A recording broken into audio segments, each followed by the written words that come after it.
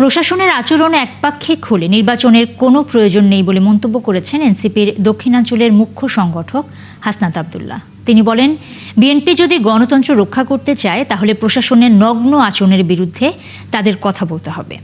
সোমবার সকালে শহীদ শরীফ ওসমান হাদির কবর জিয়ারত শেষে আজাদির যাত্রার সময় এসব কথা বলেন তিনি। এ সময় এনসিপির মুখ্য সমন্বয়ক নাসির উদ্দিন পাটোয়ারি অভিযোগ করেন, প্রশাসন বিএনপির দিকে হেলে পড়েছে। দেশে আবারও ফ্যাসিজমের আশঙ্কা তৈরি হয়েছে। বলেন, প্রশাসনের গোলামির দিকে হেলে পড়ার পুনরাবৃত্তি জনগণ আর দেখতে চায় না। নির্বাচন কমিশনকে জবাবদিহিমূলক আচরণ করার অনুরোধও জানিয়েছেন পাটোয়ারি।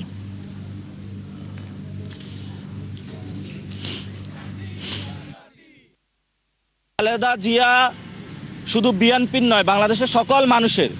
কিন্তু খালেদা জিয়াকে ব্যবহার করে কেউ যদি নির্বাচনী ফায়দা হাসিল করতে চায়, এটা বাংলাদেশে সঠিক না। একটি দলকে যেভাবে আনকন্ডিশনালি যেভাবে সাপোর্ট দিয়ে যাচ্ছে যে আচরণ, সেটি আমাদেরকে আহত করছে।